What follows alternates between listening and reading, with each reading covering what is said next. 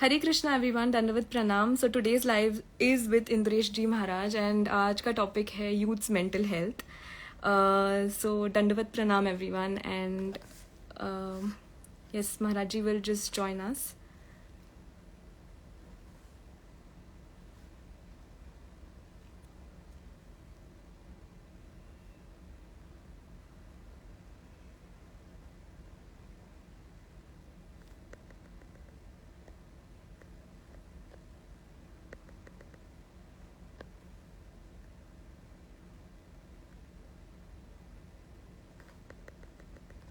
Hare Krishna, Hare Krishna, Radhe Radhe.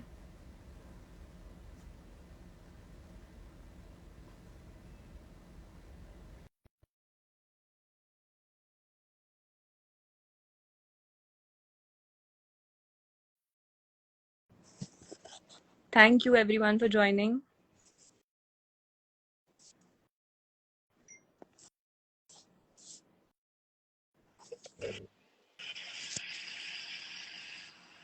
Hare Krishna Maharaj Ji, Dandavat Pranam.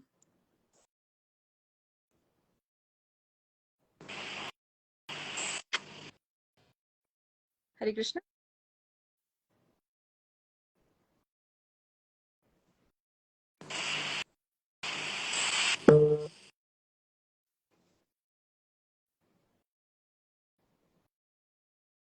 Hare Krishna.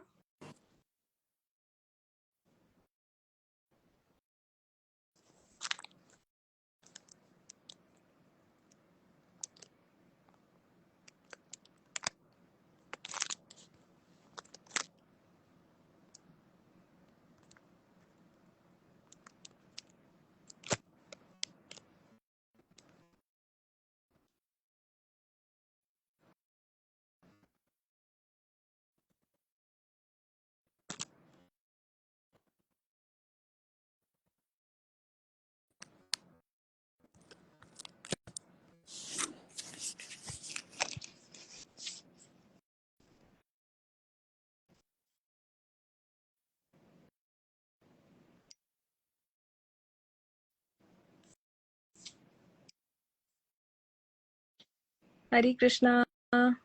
Thank you everyone for joining us.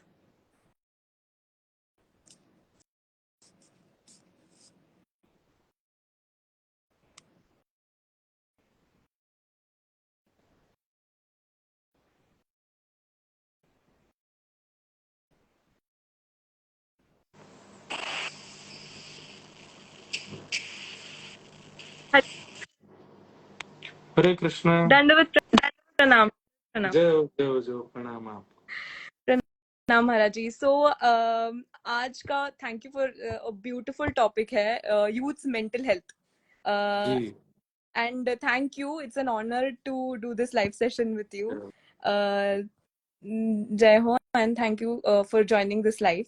So today's topic is very interesting कि youth's mental health and जैसे कि हम सब जानते हैं कलयुग है, माया देवी is so strong and distractions hai youth mein and many things are going on, competition, distractions, depression.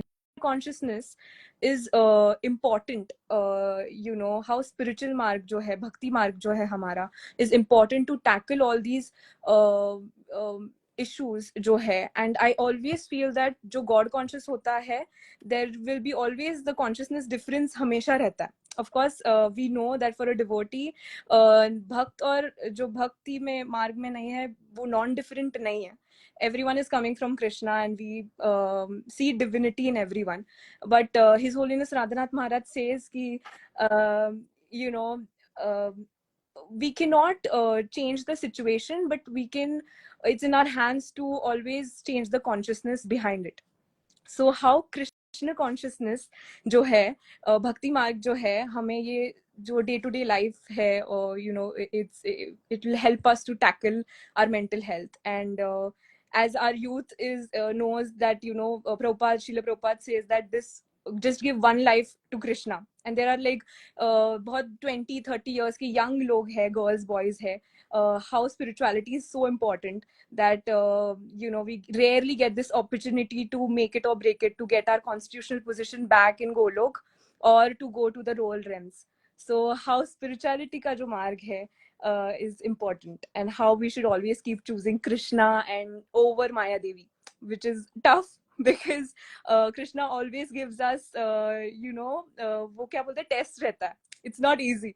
It's always like you have to keep on choosing Krishna, and whoever goes आगे जाके भी सिद्धियाँ होती है जो it's always a test की सिद्धि चाहिए या कृष्णा चाहिए. So how it's difficult, of course it's difficult, but if we keep choosing Krishna over Maya Devi, we'll always definitely reach Golok and जो भगवत प्राप्ति का मार्ग है.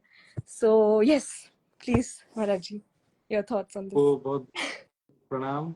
और जो विषय आपने लिया है, जो सब्जेक्ट आज का है, बहुत वैसे तो आजकल सब लोग इसी पे ही बात करते हैं मोस्टली। जाता भी हूँ तो भी लोग यही कहते हैं कि यूथ के लिए कुछ बताइए या कुछ ऐसा।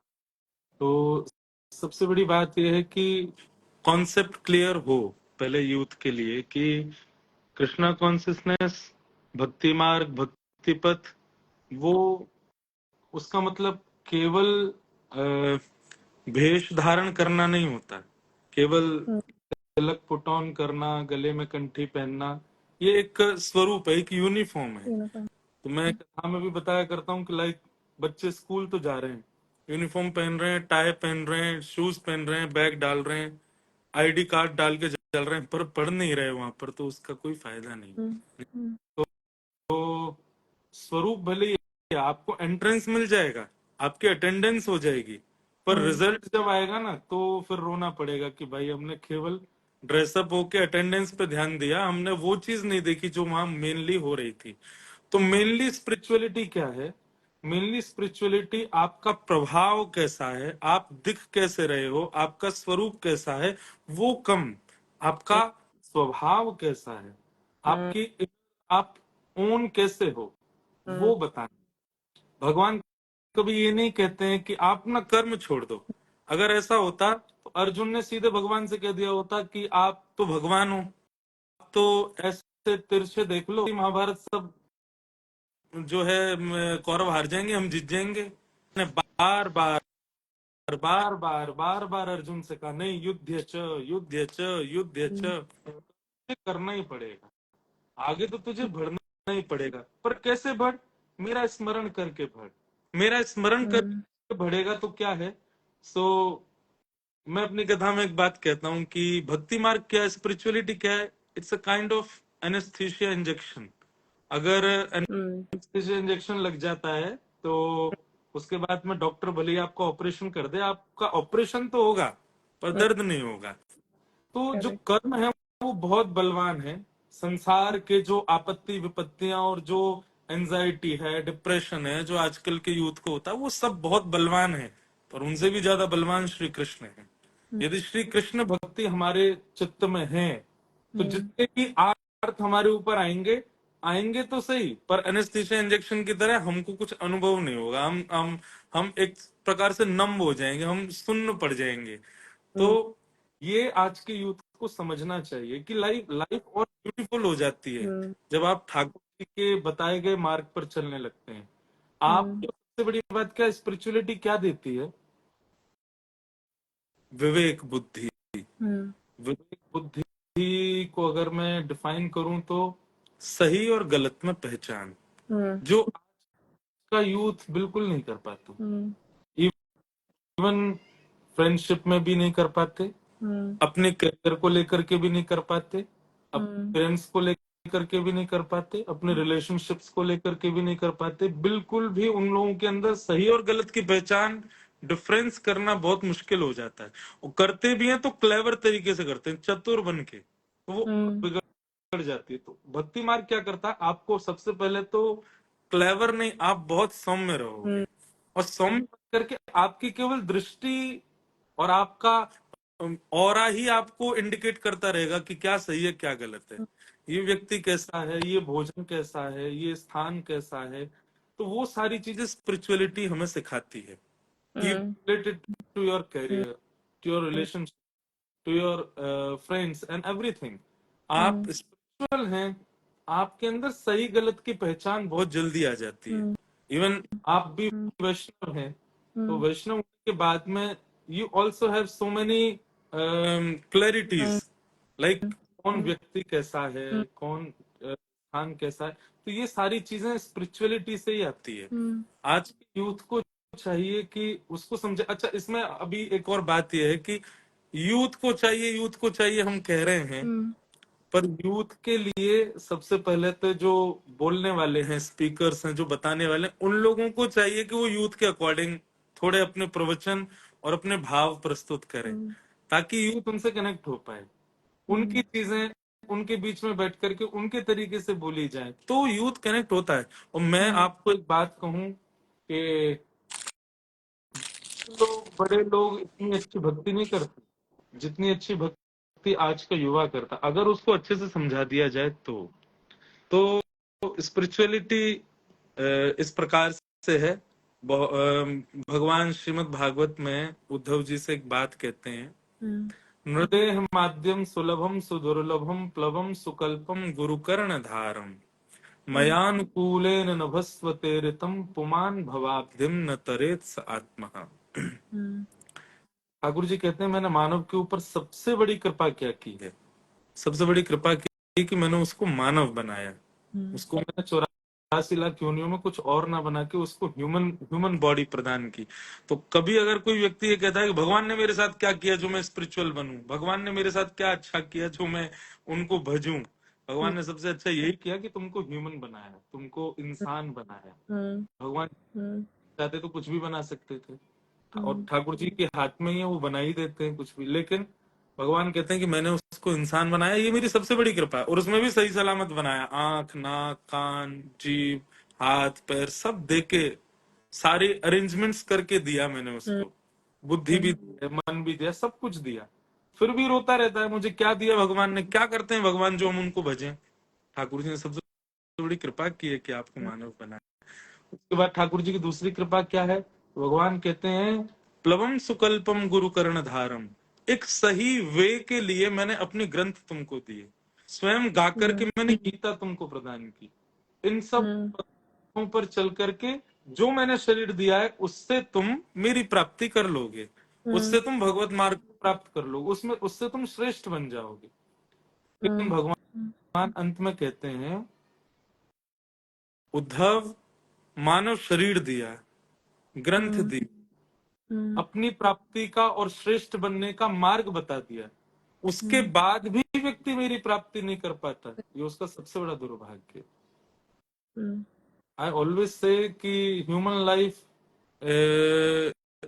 एक प्रकार का मौका है, इसको गवाओ मत। और उसमें भी विशेष रूप से अगर आप यूथ हो, अगर आप अभी युवा हो, so it's the better time. ये अभी सबसे अच्छा समय है। सब तज हरि भज, ठाकुर जी की सेवा में आ जाओ, ठाकुर जी की शरण में आ जाओ। क्योंकि इस उम्र में जितनी जल्दी ठाकुर जी स्वीकार करते हैं, वृद्धावस्था में तो भाई रात की रोटी तो हम भी नहीं खाते सुबह, हमको भी ताजा ताजा चाहिए। तो वैसे ही भक्ति मार्ग में भी आप ताजा ताजा जाओ ना। जब आपकी सारी इंद्रियां सारे भोगों को भोगने के लिए तैयार है, आप उस समय हरिनाम संकीर्तन कर रहे हो, आप उस समय कथा सुन रहे हो, आप उस समय हरिनाम संकीर्तन सुन के उछल उछल करके नृत्य कर रहे हो, तो ठाकुर जी बड़े खुश होते हैं। ठाकुर जी को लगता है, बताओ उसके पास में अभी युवावस्था के सारे लक्षण है, ये कुछ भी कर सकता है, पर स्टिल ही इज चूजिंग मी। हाँ, अब वृद्धावस्था में कोई कहे कि मुझे तो अब 50-60 का हो गया, अब मेरा मन हो रहा है मैं ब्याह कर लूं, तो उससे तो कोई ब्याह भी नहीं करता। वृद्धावस्था में तो विवाह भी नहीं होता। वृद्धावस्था में तो आप एक प्रकार से आपके प्रति एक सिंपैथी जैसी रहती है सब लोगों की। युवावस्था में सब आपको हायर करते हैं, सब आपको एक्सेप्ट करते हैं। कहीं नौकरी भी लेनी है तो युवावस्था में लेनी होती है। तो ऐसे ठाकुर जी की श्री चरणों जय जय। तो महाराज जी, जैसे आपने कहा कि आपको बुद्धि मिलती है to choose right and wrong के बीच में जो है, that's what is our free will. इसी के लिए तो हम ये आए हैं for on this material planet. So that is very important. जैसे कि आपने कहा, फ्री विल हमारे पास जो है कि राइट एंड रॉन्ग चूज करने के लिए, उसी से हमारे कर्म बनते हैं, उसी से हमको हमारा प्रारब्ध जो है या संचित कर्मा जो है इकट्ठे होते हैं। So that's why it's very important So very nicely explained.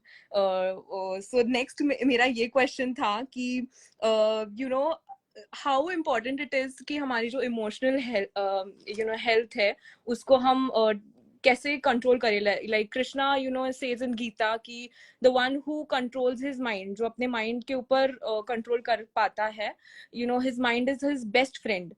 And जो नहीं कंट्रोल कर पाता है, it becomes his like worst enemy. So how important it is कि हम कैसे माइंड को कंट्रोल करें या कैसे हम make it our best friend. So the question. इसका उत्तर श्रीमद् भागवत में भगवान श्री कृष्ण ने भगवान कपिल देव ने देवहूति माता को दिया. तो देवहूति माता से बात जब भगवान करते हैं तो सेम क्वेश्चन देवहूति माता ने किया, पर वहां पर वो मन को माइंड बोल रहे हैं. तो वो माइंड मन एक ही बात है, वो उसमें कोई ज्यादा अंतर नहीं है. तो वहां भगवान सबसे पहले निर्देशन देते हैं कि सबसे पहले माइंड को एकाग्र करने के लिए, उसको अपने कंट्रोल में लेने के लिए सबसे पहले तो आप अपना वातावरण शुद्ध करो, अपने संग को सुधारो. आपका अगर संग अच्छा नहीं है तो डेफिनेटली आपका माइंड जो है वो शुद्ध नहीं रह पाएगा. एनवायरनमेंट शुद्ध नहीं होगा, आसपास के लोग और वो सब ही विचारधारा अलग वाले होंगे, तो निश्चित है कि आपकी बुद्धि में वो चीज आएगी ही आएगी. आपके रूम अगर गलत खाते हैं, गलत पीते हैं, गलत करते हैं, गलत सोचते हैं, तो उस समय भले ही नहीं, पर कुछ समय बाद आपका माइंड उसको एक्सेप्ट कर लेगा और वो आपसे कुछ ना कुछ करके कराएगा. गीता में भी भगवान कहते हैं ना, ध्यायतो विषयाम पुंसः संगस्तेषु उपजायते. हम लोग गलत मार्ग पर या गलत सिचुएशन में कब फंसते हैं, जब हमने कभी वो गलत चीज सोच रखी होती है पहले, कभी हमारे माइंड में आ गई. पर माइंड में कैसे आती है? संग से आती है, वातावरण से आती है, हम कैसे लोगों के साथ रहते हैं. तो सबसे पहले तो माँ से भगवान कहते हैं कि आप अपना संग सुधारो. आप अपना संग सुधारेंगे तो डेफिनेटली आपका माइंड जो है वो अपने आप सुधरता चला जाएगा. लाइक हम स्कूल जाते थे तो हमारे पेरेंट्स कहते थे कि पढ़े लिखे बच्चों के साथ बैठो. जो इंटेलिजेंट बच्चा उसी के साथ बैठो. क्यों? उसके साथ बैठेंगे तो हमारे माइंड में भी एक नई नई चीजें आएंगी कि ये कैसे पढ़ता है वैसे हम भी पढ़ें, ये कैसे होमवर्क करता है वैसे हम भी करें. तो सबसे पहले माइंड कंट्रोल करने के लिए you have to choose the one जिसका माइंड ऑलरेडी कंट्रोल्ड है. और वो कौन है? गुरुजन. वो कौन है? हमारे वैष्णव जन. जो जैसे आज कितने सारे गुरुजन हैं जिनको लाखों लोग सुनते हैं, लाखों लोग उनको फॉलो करते हैं. तो सबसे पहले आप उनका संग करो. और संग क्या है? Whatever they are speaking, whatever they are giving you guidance, आप उसका पालन करना शुरू करो. यहां से प्रारंभ हो. क्या है कि माइंड फ्री रहेगा, उसके ऊपर कोई अधिपति नहीं है, उसके ऊपर कोई मॉनिटर नहीं है, तो उसको ये रहता है कि I am free, I can do whatever I want to do. ये सबसे पहले उसके ऊपर एक मॉनिटर बैठाना पड़ेगा हमको. और वो मॉनिटर भी कैसा हो? स्वयं शुद्ध हो, अपने आचरण से, व्यवहार से, बातों से, सब चीज से. वो जिसको हम आज के भाषा में कहें तो आइडल लोग मान लेते हैं लोग कि ये हमारा आइडल है, इसके जैसे हेयर स्टाइल है वैसे हेयर स्टाइल हम रखेंगे, जैसे कपड़े पहनता है वैसे हम कपड़े पहनेंगे. और फिर आज का यूथ मोस्टली उनको आइडल बनाता है, ना तो जिनके हेयर स्टाइल अच्छी है, ना जिनके वस्त्र अच्छे हैं, ना जिनका भोजन भजन अच्छा है. तो उसी से ही उनका माइंड जो है विकसित होता चला जाता है. तो सबसे पहले आप संग सुधारो, अपने माइंड को एक मॉनिटर दीजिए. जिस बात आप नहीं टाल सकते, जिसकी बात आप नहीं काट सकते, वो कहें तो मुझे करना ही है. अपने माइंड को ऐसा संग दीजिए, ऐसे फ्रेंड्स दीजिए. वहां से धीरे धीरे क्या होगा, आपके माइंड को एक इंडिकेशन मिल जाता है कि आई एम नॉट फ्री, मेरे ऊपर कोई है जिसकी बात, जिस शरीर में मैं हूं ये उसी की बात मानता है. तो इट मीन्स मैं कुछ भी ऑफर करूंगा ये मानने वाला नहीं है, ये वही मानेगा जो सामने वाला बोलता है. तो माइंड के अंदर क्या आएगा कि वो एक समय आकर के वो कहेगा क्यों कहूं फिर इसको मैं कि तू ऐसा कर. इसको करना वही है जो उसके गुरु कहते हैं, जो उसके आचार्य कहते हैं. तो फिर माइंड वहां पर धीरे धीरे धीरे धीरे आपके कंट्रोल में आ जाता है। Then whatever the situation is, bad और गुड, आप अपने कंट्रोल को, विशेष रूप से बैड सिचुएशंस में भी आप हैंडल करना सीख जाते हो, आप सफर करना सीख जाते हो, आप मेंटेन करना सीख जाते हो, आप बैलेंस करना सीख जाते हो। आपको एक मॉनिटर देना पड़ेगा, और आध्यात्मिक भाषा में कहूं तो उसका संग सुधारना पड़ेगा, तभी माइंड आपके कंट्रोल में आ पाएगा। Very true. और ये सिर्फ राधा रानी की कृपा से ही मिलता है, वैष्णव जो संघ है। इज वेरी प्रोटेक्टिव कि मैंने वैष्णव क्या है कि मैं एक बात कथा में कहा करता हूँ कि दो ही लोग वैष्णव पद स्वीकार करते हैं। एक वो जिसने पूर्व जन्म में भी किया होगा, तो इस जन्म में उसके अंदर वो अपने आप होता है, कई लोगों में अपने आप आने लग जाता है बचपन से, या फिर एक ऐसी सिचुएशन आएगी आपकी लाइफ में, उस सिचुएशन की वजह से आप वैष्णव पद पर जाओगे।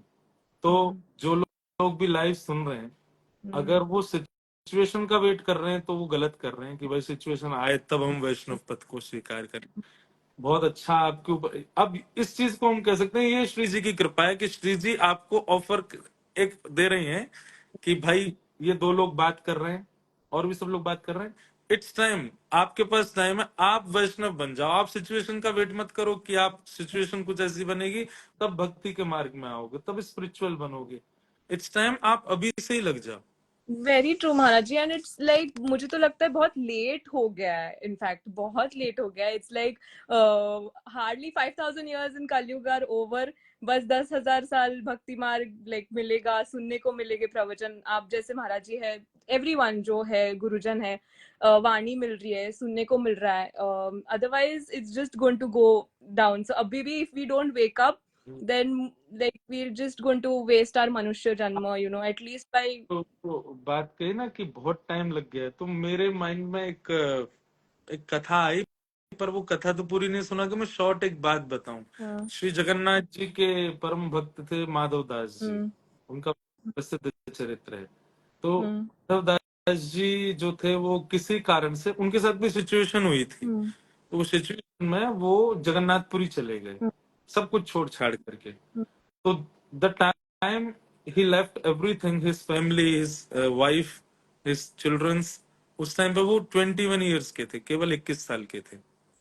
और जब वो जगन्नाथपुरी गए तो वर्णन आता है कि श्री जगन्नाथपुरी में जाकर के श्री मंदिर को देख करके उनको इतनी ग्लानि हुई अपने ऊपर, और व्हाट ही वाज थिंकिंग कि मैंने 21 साल बर्बाद कर दिए, मैं अब आया हूं इनके पास में, मुझे जन्म हुआ मेरा इस संसार में, मुझे देखने की शक्ति, सुनने की शक्ति, जीव की शक्ति, सारी शक्तियां देने वाले के पास में अब आया हूं आफ्टर 21 ईयर्स। 21 years। इतना रोए कि वो समुद्र के तट पर बैठे 3-4 दिन तक भोजन ही नहीं किया, बोले मैं प्राण त्याग दूंगा, अब तो मुझे जीना ही नहीं है, क्यों, मैंने 21 साल बर्बाद कर दिए। इस बात से जगन्नाथ भगवान इतने रिझ गए कि उन्होंने लक्ष्मी जी को कहा कि आप मेरे भोग का थाल लेकर के जाओ। माधव दास आया 3 दिन से भूखा, उसको पहले प्रसाद पवाओ। माधव दास जी के पास छोटा सा एक बालक थाल लेकर के गया, कहा कि ठाकुर जी ने, महाप्रभु जी ने भेजा है। तो माधव दास जी ने प्रसाद तो पाया, थाल खो गया था मंदिर का, तो वैष्णवों ने ढूंढा कहाँ है, किसी पर नहीं मिला, तो फिर राजा को स्वप्न दिया ठाकुर जी ने कि माधव दास भक्त आया, मैंने उसके पास भिजवाया थाल, लेके आओ, और उसको भी लेके आओ। तो जब लेकर के गए माधव दास जी को मंदिर में, देखते ही माधव दास जी को श्री जगन्नाथ जी झूमने लगे अपने सिंहासन पर बैठ के। तो वहां प्रसंग आता है कि ठाकुर जी उससे इतने प्रसन्न क्यों हुए। प्रसन्न इसलिए हुए, सबसे पहली बात कि 21 ईयर्स मतलब वो यूथ ही है, वो अभी युवा ही है, उस एज में उन्होंने अपने आप को डिवोटेड कर दिया। And what he was thinking कि मैंने 21 साल पहले क्यों नहीं किया, मुझे जन्म लेते ही इनकी शरणागति लेनी थी, मैंने तब क्यों नहीं किया, मैंने इतना वेस्ट क्यों किया टाइम। तो if we are thinking this thing कि हम वेस्ट कर रहे हैं time, we are wasting our time, अभी कम टाइम रह गया है, वी शुड डू दिस, तो ठाकुर जी को ये चीज भी अच्छी लगती है कि चलो ये लोग सोच तो नहीं कि इन पर समय कम है, तो युवाओं के पास भी बहुत कम समय है, विषय भोग अपनी चरम स्थिति पर है, and then following the path of bhakti, Thakur ji उससे बहुत प्रसन्न होते हैं। Very true Maharaj ji. और हमने इतने बार जन्म मृत्यु ये साइकिल से गुजरे, एंड इतनी बार हम लोग ने मटीरियलिस्टिक बर्थ में, पिछले जन्म में, we don't know, like we सारी भोगों को भोग के आए, एंड फिर भी अगर इस लाइफ टाइम में if we repeat the same thing, मैंने प्रेमानंद जी महाराज जी के लेक्चर में एक बार सुना था कि हम लोग जब अपने माँ के गर्भ में रहते हैं तभी ओनली वी प्रॉमिस्ड कृष्णा कि इस लाइफ टाइम में आई। और 7 मंथ जब चलता है माँ के गर्भ में, तब भागवत जी में लिखा है कि हम प्रार्थना करते हैं ठाकुर जी से कि हमें एक बार बाहर निकालो, आई प्रॉमिस यू मैं वो कुछ भी नहीं करूंगा जो मैंने पूर्व जन्म में किया। हाँ, हाँ। तो वही वही एंड इस टाइम आई थिंक हम सब यूथ को वी शुड, हमें इतने रेयरली अपॉर्चुनिटी मिली है मनुष्य जन्म की, तो वो प्रॉमिस जो कृष्णा को दिया है we should not break that, and we should start taking it very seriously, and अभी नहीं किया तो फिर मुझे नहीं लगता it's just going to get Prahlad ji sad. Maharaj Bhagavat ji में कहते हैं कि what is the best time to chant Hare Krishna और to follow the path of bhakti, तो कौमार आचरित प्राज्ञो धर्मान भागवतान एह। Prahlad is not a ordinary भक्त, उसको आप सामान्य नहीं लेंगे, भक्तों में अग्रगण्य सबसे आगे ध्वजा लेकर के चलते हैं। प्रहलाद जी कहते हैं कुमार अवस्था, कुमार अवस्था से आपको भजन में लग ही जाना चाहिए, भजन में लग जाना चाहिए, ठाकुर जी के कॉन्शियसनेस में होना चाहिए, अपने माइंड को, अपनी बुद्धि को, सबको विवेकशील बना करके ठाकुर जी को अपनाना चाहिए, तभी ठाकुर जी स्वीकार करते हैं। बराबर है Maharaj ji. And one more thing कि मतलब यूथ ने बहुत बार we have gotten married, we have created families in many births, पिछले जन्म में, उसके पहले, या इन एनिमल बॉडीज और एनी डिफरेंट बॉडीज, बट इस time if we do every service, even if we want to get into grihastha ashram, if we take that as a service, उसमें कृष्ण को देख के सेवा करें, हस्बैंड को कृष्ण में देख के, या पेरेंट्स इन लॉ, या चिल्ड्रन को, and it will be the biggest service we can do towards Krishna, is changing that consciousness जो हमारा mental health के बारे में हम बात कर रहे हैं। So that's what like, and हमारे यूथ को अभी समझ में नहीं आता कि उनके हाथ में इतनी पावर है, स्पेशली माताजीज जो है, they can change that child's consciousness before even the child is born, कथा सुन के, या वैसा भोजन करके, या सेवा करके। तो इतनी पावर है आज के यूथ में to for the next coming generations also, and that's how we should not take it very lightly, ऐसे मुझे लगता है कि लाइक मैं भी कथा करता हूँ, बहुत आते हैं, सब युवा ही आते हैं ज्यादातर, पर मेंटल हेल्थ के खराब, लाइक इट्स माय क्वेश्चन, फिर आंसर इस पर डिस्कस करेंगे कि मेंटल हेल्थ का सबसे बड़ा आज के युवाओं में आपको कारण क्या लगता है, like why they need this kind of conversation कि मेंटल हेल्थ के बारे में बात हो। जहां देखो आप, everybody is talking about youth का मेंटल हेल्थ ऐसा हो, ऐसा हो। तो मुझे ऐसा लगता है कि लाइक कॉज पता चले कि कारण क्या है, होता कैसे है, तो उसका फिर क्योर भी निकल आएगा, लाइक वो उसका फिर कारण। तो व्हाट यू थिंक, लाइक मतलब आपको पूछना है मुझसे, फिर I am asking to you, मैं जो सोच रहा हूँ शायद वो है कि नहीं, आपको क्या लगता है क्या कारण है आज के युवा के, लाइक उनको मेंटल हेल्थ जैसे टॉपिक्स पर किसी को सुनना है, what I is the guess main reason? मुझे तो लगता है कि the answer itself is spirituality, detachment from spirituality, and over so many years हम लोग ने रॉन्ग को चूज किया है कि हमारी जो ओरिजिनल नेचर ऑफ, डिटैचमेंट, हाँ, डिटैचमेंट केवल आध्यात्म से ही जानता है आज का यूथ, वो आध्यात्म से डिटैच होना जानता है, बाकी और किसी चीज से डिटैच होना नहीं जानता। वो वेरी, ना अपने रिलेशनशिप में, ना अपने आज की जो सामग्रियां हैं, चाहे वो ब्रांड्स हों, चाहे वो उसके अकॉर्डिंग उसके फ्रेंड्स हों, उसका मनपसंद खाना हो, कुछ भी हो, और किसी से वो डिटैच नहीं होना जानता, केवल आध्यात्म से डिटैच होना जानता है। नहीं, बराबर है महाराज जी। एंड मुझे लगता है कि पिछले जन्म में our soul is like very pure, initially जो है, but taking so many births and making wrong choices, कहीं ना कहीं वो मलिन हो चुका है। And because we are not chanting Hare Krishna mahamantra, या प्यूरिफाई नहीं हो रहा है। Like Prabhupada used to say, Srila Prabhupada used to say, human birth is for purifying ourself. इसी बर्थ में हम प्यूरिफाई कर सकते हैं खुद को। सो मुझे लगता है कि ये जो टॉपिक है इज बिकॉज हम अटैच नहीं हो पा रहे हैं कहीं ना कहीं गॉड कॉन्शियसनेस से, या स्पिरिचुअलिटी से, या हरे कृष्णा महामंत्र चैंट करने से, सेवा करने से, 4 रेगुलेटिव प्रिंसिपल्स जो बेसिक है, no meat eating, no intoxication, no illicit sex, या नो गैम्बलिंग, जो बेसिक है, जो कलयुग में माना गया कि कली इसी में है, इन 4 चीजों में। तो अगर वो फॉलो नहीं कर रहे हैं, we are not going to be human. These are the basic things which every youth should follow. That is where mind distraction is going on. If we don't follow this, Krishna के ऊपर प्रेम शुरू होना, it's going to be impossible, because ये सारे 4 regulative principles है, chanting है. If we don't purify ourselves, मुझे लगता है कि ये टॉपिक जरूरी बढ़ता जाता है कि why mental health, and because अगर अगर हम लोग ये फॉलो नहीं कर रहे तो देन एनिमल्स और हमारे बीच में कोई फर्क नहीं है। Even they are doing meeting, eating, sleeping, everything. So मुझे लगता है कि ये, if you can correct me if I am wrong. बहुत सारे कॉजेज हैं। मैं तो शायद कोई सेशन ऐसा ही मैं सोच रहा हूँ कि हम अभी किस पर बात करते हैं कि मेंटल हेल्थ ठीक कैसे करनी है। We are talking about the medicine पर अब बात नहीं करनी है, अब बात करनी है कॉजेस। क्या करने से वो हो रहा है, वजह से वो हो रहा है, लाइक एक्सपेक्टेशंस। आज के युवा, ठीक है, सब चीज का आंसर हमारे पास एक ही है कि आप स्पिरिचुअल हो जाओ, आपकी सब चीज ठीक हो जाएगी। बट वो जिस सिचुएशन में अभी पहुंच गए हैं आज के युवा, उसका कारण क्या रहा है उनकी लाइफ में? एक्सपेक्टेशंस सबसे पहला।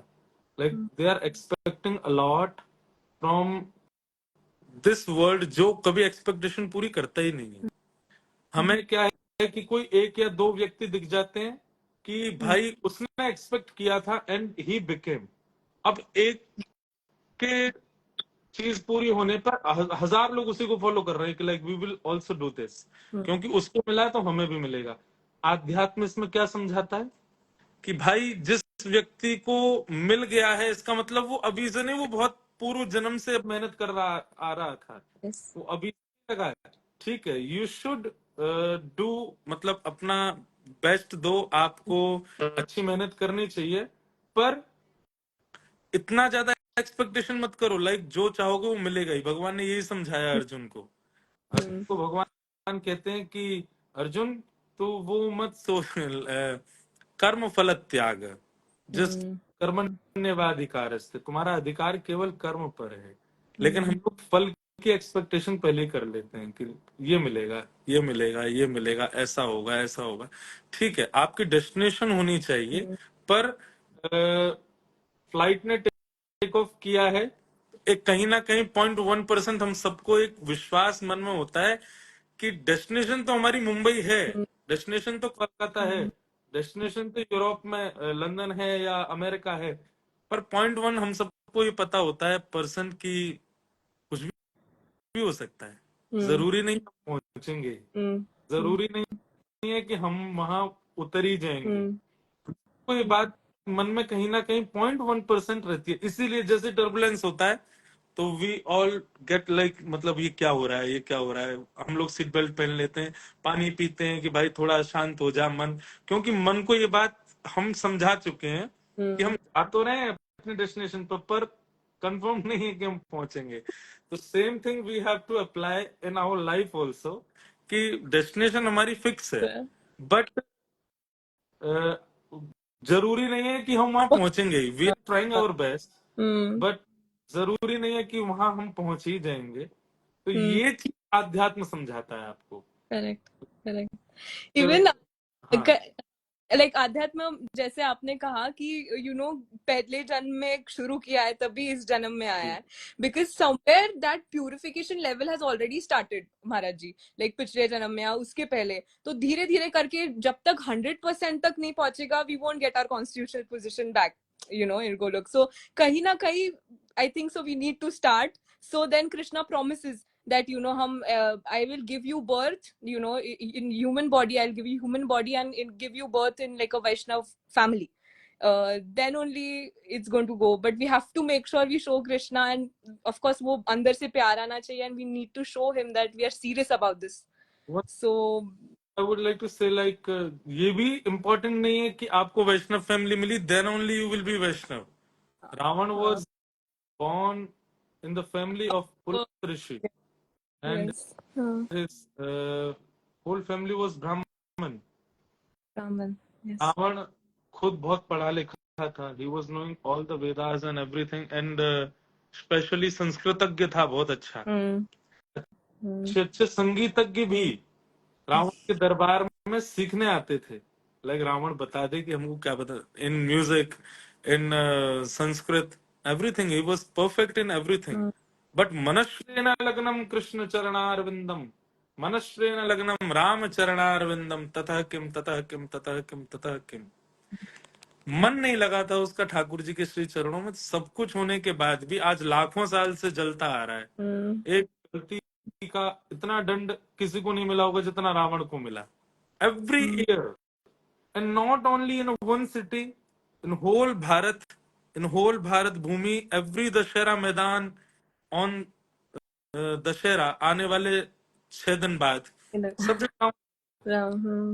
Y, he was having everything. जो आज का मानव डिजायर करता वो सब कुछ था रावण के पास में. पर कृष्ण कॉन्शियसनेस, राम कॉन्शियसनेस ये नहीं था उसके जीवन में. Very true. यस महाराज जी. सो मेरा second last you can say question ये था कि नाम जप जो है, ऑफ कोर्स मैं ये एक रूल है कि मतलब I always see that I make sure Krishna consciousness हमारे life में है. We should always see that whatever is happening is not someone else's fault. शायद मेरी कर्म में कुछ गलती हुई है, that's why I'm suffering. That's why we should not blame it on कुछ लोग कहते हैं God को blame करते हैं, या that person did something to me तो I have to react in the same way. But no, मुझे लगता है कि कुछ चीजें nullify हो रही रहती है, कर्म nullify हमेशा हो रहे रहते हैं, nothing, like everything happens for a reason. So that is one thing which I learned in Krishna consciousness. And one more thing Maharaj ji is that our anarthas जो है, you can control them by seeing Krishna in everyone. So suppose हमारे सनातन धर्म में ये कहा जाता है कि बचपन में अगर गलती से पैर भी लगता है तो हम उसके अंदर की जो परमात्मा है उसको हम नमन करते हैं. तो अगर similarly if the youth starts seeing कि इसमें भी कृष्णा है, वो पेड़ में भी कृष्णा है. Like when you go, like Prabhupada used to say, like हम लोग जब जाते हैं तो we should always pray that कि इस ट्री को हरि नाम मिले, भक्ति मिले, या उनकी इधर चैंटिंग करे. So they also have that consciousness. So I sometimes did this in GEB. मेरे को अभी भी याद है एक incident that I was walking to the trees and I started chanting Hare Krishna Mahamantra to the trees. And one Prabhuji just comes from behind. He's like, "What are you doing?" So I was like, "Nothing, Prabhuji. I was just chanting to the trees." So ये जो छोटा छोटा चीजें है, these things are very dear to Krishna, and I feel that seeing Krishna in everyone can change many things. Because if we love Krishna, automatically जो अनर्था है हम में, सब में है, वो कहीं ना कहीं दब जाता है. Like anger कम वे में हो जाएगा. Suppose I get a little upset with a friend, I will always see Krishna है उसके अंदर, so I should not hurt that person, because if I hurt that person, Krishna will get hurt.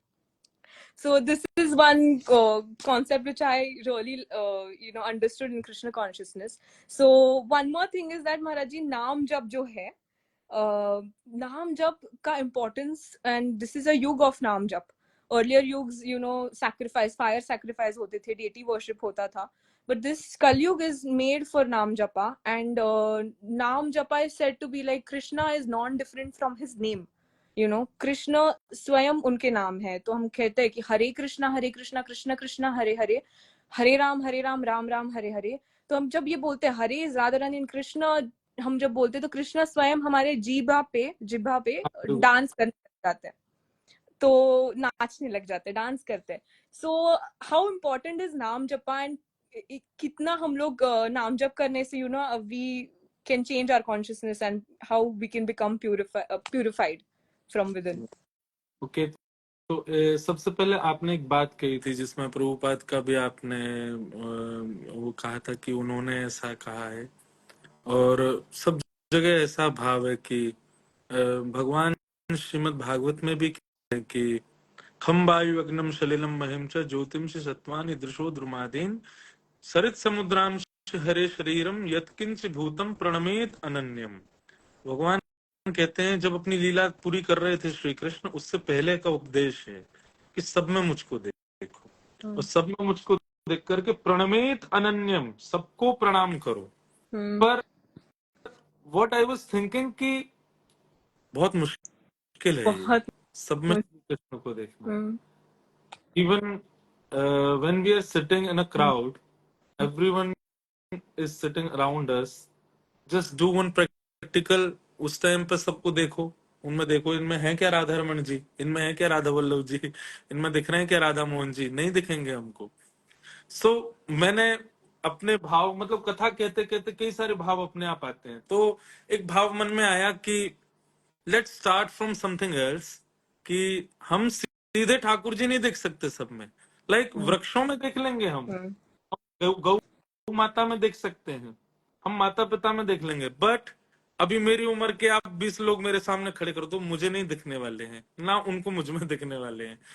तो उस time क्या करें, how to start this, तो start saying गुणा, सब में गुण देखना शुरू करो। Start from, first step is सब में गुण देख लो, like whatever he is, कितना भी उसके बारे में मुझको किसी ने गलत क्यों ना कहा हो कि भाई ये ऐसा है, ये ऐसा है, केवल पाखंडी है, ढोंगी है, ये केवल तिलक लगा के घूमता है, कुछ नहीं है, ऐसे ही है। मेरे को 100 लोगों ने उसकी बुराई कर दी, द सेम डे मैं मंदिर में आया और वो आदमी जब मेरे सामने आया तो वो 100 लोगों ने जो कहा वही मुझे दिख रहा है। तो इट मीन्स मेरा नाम जप, मेरा भजन साधन, वो सब व्यर्थ है। क्यों? मुझे नाम जप के प्रभाव से किसी में गुण नहीं दिख रहा है, लोगों की बातों से मेरे को सब में अवगुण दिखाई दे रहे हैं। तो सबसे पहले शुरुआत कहां से करें कि आप सब में गुण देखो, सब में अच्छा ही देखो, because no one in this universe, ऐसा कोई भी नहीं है जिसके अंदर कोई गुण ना हो, सबके अंदर है। अब तो सबसे पहला ये गुण भगवान में है, ये ठाकुर जी का लक्षण है, वो सब में गुण देखते हैं। That's why he is accepting me, is accepting you, everyone. Why? क्योंकि वो हमें गुण देख लेते हैं। अदरवाइज हम ये तिलक भी नहीं लगा सकते, हम कपड़े भी नहीं पहन सकते, हम उनके सामने खड़े तक नहीं हो सकते, but he is allowing us to do everything, because वो हम कर चुके हैं हमारे किसी गुण पर रीच करके। तो सबसे पहले आप यहाँ से शुरू करो कि सब में गुण देख लो, और फिर नाम जप करो। एंड सेकंड थिंग, नाम जप की महिमा क्या है, नाम जप का स्वरूप क्या है, नाम जप कितना विशेष है कलयुग में। कलयुग केवल नाम आधारा, लोग कहते हैं कलयुग बहुत बुरा है, पर कलयुग जैसा इजी, हमारे मेरे पूज्य नाना जी पंडित श्री कृष्णलाल शास्त्री जी, जिनकी कृपा से मैं आज कुछ भी कह पाता हूँ, मेरे पिताजी और नाना जी दोनों की कृपा। तो मेरे नाना जी एक बात कहते थे, बोले कि लाला, वो ब्रज भाषा में बोलते थे, तो कहते थे लाला, कभी पटाखे खरीदने हुए ना तो दुकान पे तब जाइयो जब दुकान बंद है वारी हो, जैसे ही दुकान खुले तब पहुंच जाएगा तो पटाखे बड़े महंगे मिलेंगे, मिठाई बड़ी महंगी मिलेगी, सामग्री बड़ी महंगी मिलेगी, लेकिन वो दुकान बंद है वारी हो तब चलो जाइयो। तो कहा होएगो, बोले अब दुकानदार को तो लगी है मैं जल्दी जल्दी बंद करूं, और वास्तव में तू कहेगा भैया दे दो, बोले तो 500 का, अरे भैया 400 में लगा दो। अब तो उसको इतनी जल्दी दुकान बंद करने की, वो 500 की वस्तु 400 में दे देगा। ठीक वैसे ही कलयुग क्या है, कलयुग is closing time. Thakur ji दुकान बंद कर रहे हैं अपनी। सतयुग में बहुत महंगी है, त्रेता में थोड़ी सस्ती है, द्वापर में थोड़ी सी हल्की सी और सस्ती है, पर कलयुग में Thakur ji is very like he is rushing to go home, he is rushing to sleep. वो अब सोना चाहते हैं और वो चाह रहे हैं जल्दी जल्दी पूरी करो। तो फिर क्या करते हैं, बोले कि कुछ नहीं है हमारे पास, तो केवल नाम है आपको, बोले लाओ वही दे दो, उसी से कृपा कर दूंगा। तो नाम से ही ठाकुर जी इतने प्रसन्न हो रहे हैं कि नाम से ही हमारे ऊपर अनुग्रह कर देते हैं। नाम में इतनी सामर्थ्य है कि हमारे जितने भी प्रारब्ध हैं, जो हम पूर्व जन्म के हैं, इस जन्म के हैं, नाम जप से क्या होता है कि हमारे प्रारब्ध धीरे धीरे धीरे धीरे घटने लग जाते हैं। धीरे धीरे धीरे वो जो विशाल पर्वत थे वो छोटे छोटे कंकड़ के रूप में परिवर्तित होने लग जाते हैं। लाइक नाम जप इज काइंड ऑफ हीलिंग। आपकी सारी जो भी लाइफ में होने वाली सिचुएशंस है उन सबको भी वो बहुत अच्छा। एक और चीज मुझे लगती है कि नाम जप में भी यही होता है कि आप सिचुएशन फेस करना सीख जाते हो, आप सिचुएशन को हैंडल करना सीख जाते हो। नाम जप आपको इतना काबिल बना देता है, इतना बलवान बना देता है। तो नाम जप इज वेरी इंपॉर्टेंट। अच्छा, एक चीज आज ही मैं कथा में बोल रहा था, अचानक से मन में आई थी बोलते बोलते, लाइक मंत्र एंड नाम जप। मंत्र जो है वो वैदिक है, गुरु के द्वारा प्रदत्त है, शास्त्रों में है। उनका नियम होता है कि like you should be sitting on a आसन, आप शुद्ध अवस्था में हो, आदि आदि। नाम जप you can do anywhere everywhere any time. नाम आप कहीं भी जप सकते हो, पर एक विशेष टाइमिंग अगर बताऊं नाम जप करने की तो कब करना चाहिए? ब्रह्म मुहूर्त, ब्रह्म मुहूर्त, दीज ऑल आर लाइक, ये सब तो नियम है। नियम, हाँ, नियम तो आपको करना ही है। हाँ, अपने आप को सुधारने के लिए नाम जप कब करना चाहिए? लाइक क्रोध सबको आता है,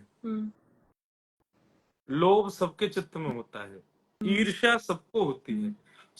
पर दीज ये सारी डिसीज हैं हमारे माइंड की। ये जब ये सारी बीमारियां होती हैं तभी हमारा दिमाग उथल पुथल होता है। क्रोध आया तो हम ऐसा कुछ बोल देते हैं जो नहीं बोलना चाहिए था, फिर रिग्रेट करते हैं। माइंड की वजह से माइंड पर वो इफेक्ट हुआ। मीन्स क्रोध क्या है? डिसीज है।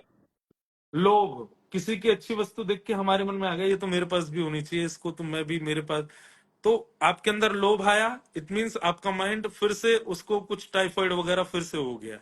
एंड देन थर्ड, मुझसे ज्यादा सुंदर कोई दिख गया तो मेरे अंदर ईर्ष्या आ गई। तब ईर्ष्या, ये इतना सुंदर क्यों, मैं इतना क्यों नहीं हूँ? ईर्ष्या आते ही मेरे मन में फिर उथल पुथल। तो ये एक और डिसीज।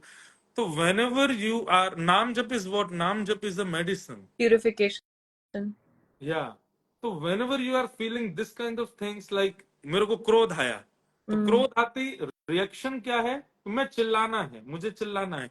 बट दैट टाइम आप बस इतना कर लो, चिल्ला के ना, बस नेत्र बंद करके हरे कृष्ण कृष्ण कृष्ण हरे हरे, हरे राम राम राम हरे हरे। आपने जैसे नाम जप किया, आप 2-4 बार नाम बोलेंगे ना, तो आपका अपने आप जो माइंड है, जो आपका चेहरा लाल पड़ गया था, वो अपने आप शांत हो जाएगा। और इसका प्रभाव क्या होगा? आपके क्रोध को ये इंडिकेशन मिल जाएगा कि मैं जब भी इस पर हावी होता हूँ ये नाम जप कर लेता है। मैं जब भी इसके ऊपर आक्रमण करता हूँ ये कुछ ना कुछ ऐसा करता है जिससे मुझे शांति होना पड़ता है। तो आइंदा क्या होगा कि जब सिचुएशन क्रोध वाली होगी तो क्रोध आएगा ही नहीं। वो कहेगा जाके कोई फायदा नहीं है, ये एक्सेप्ट तो इसको करना नहीं है। जब भी ईर्ष्या हो, किसी को सुंदर देख करके ईर्ष्या हुई, उसी समय नेत्र बंद करके मन में विचार कर लिया, करार विंदे न पदार विंदम मुखार विंदे विनिवेशयन्तम वटस्य पत्रस्य पुटे शयानम बालम मुकुंदम मनसा स्मरामि। अब आपका ईर्ष्या जो है वो उसी समय शांत हो जाएगा। आपको किसी वस्तु के ऊपर लोभ आ रहा है, उसके अंदर लोभ है, तुरंत आपने कोई भगवान नाम गा दिया।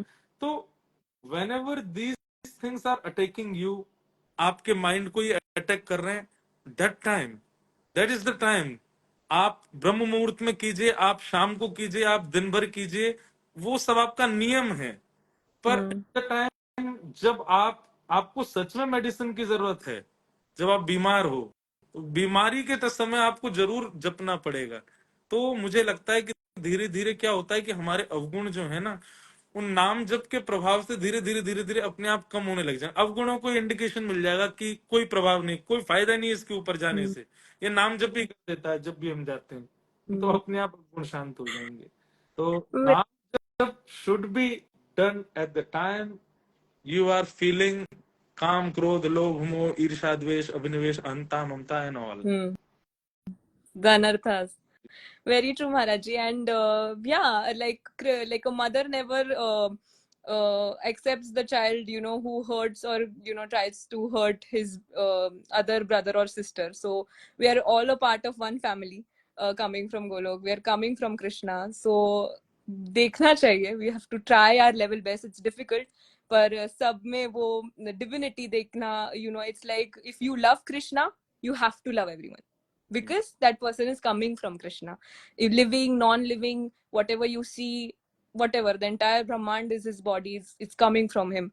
So yeah, we need to try doing this, Maharaji. And of course, lastly, Maharaji, thank you for this wonderful session. And lastly, Maharaji, when we hear Krishna's pastime, that also purifies our heart and mind. So we need to hear a small katha, wherever Krishna is with the gopis or the gopas. So एक pastime Krishna ji ka, you can just say it before leaving.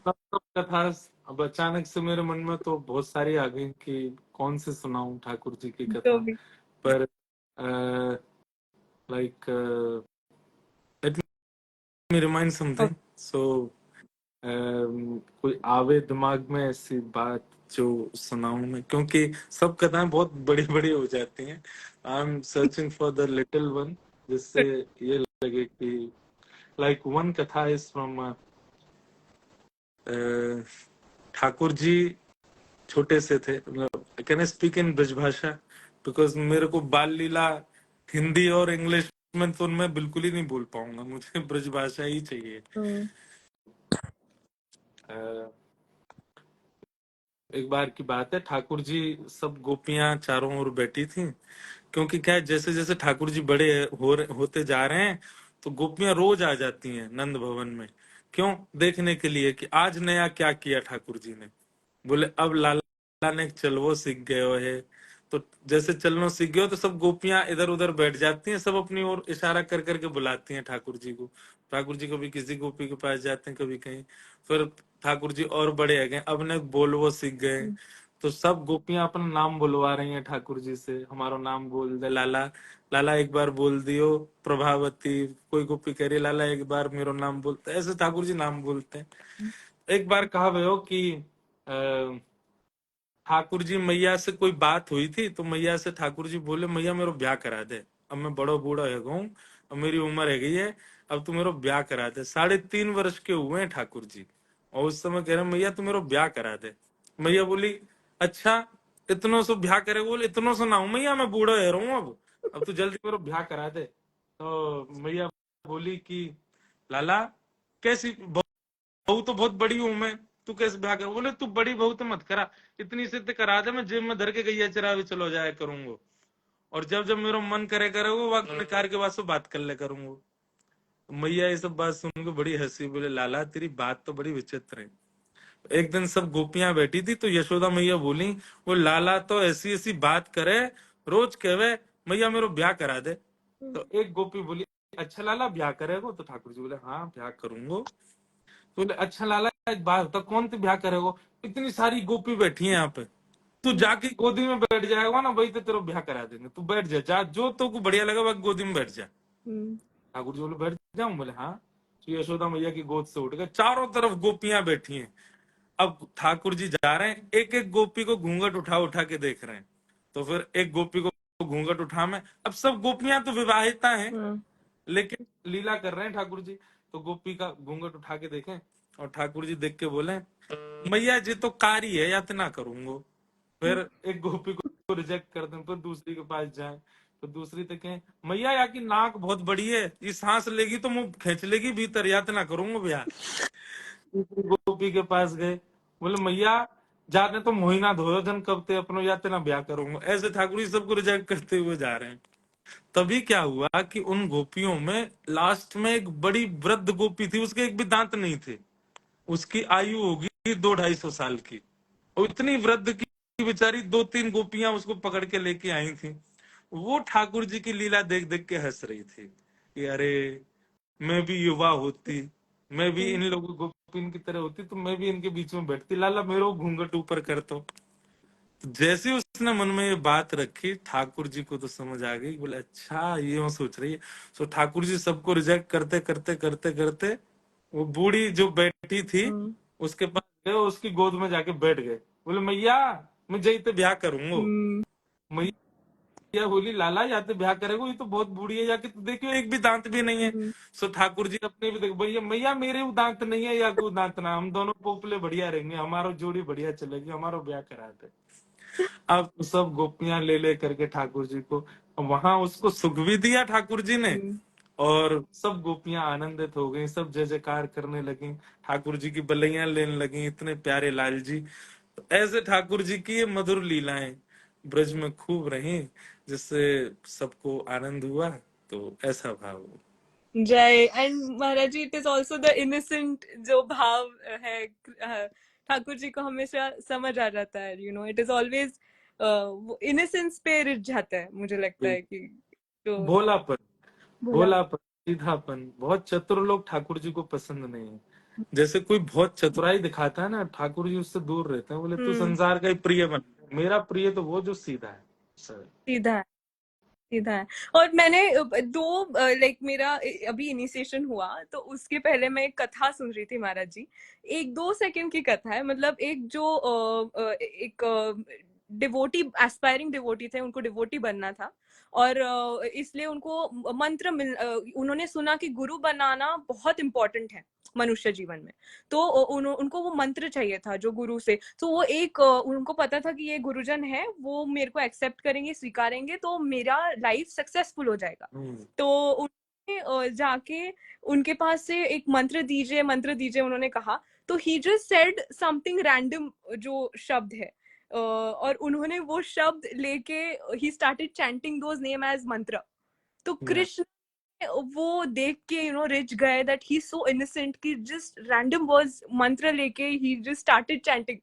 तो जैसे आपने कहा जो भोलापन का भाव है वो ठाकुर जी उन्हें बहुत पसंद आता है। एंड राधा रानी ऑल्सो, राधा रानी स्वयं हमारी इतनी जो भोली है। So yes, thank you Maharaj ji for today's live session.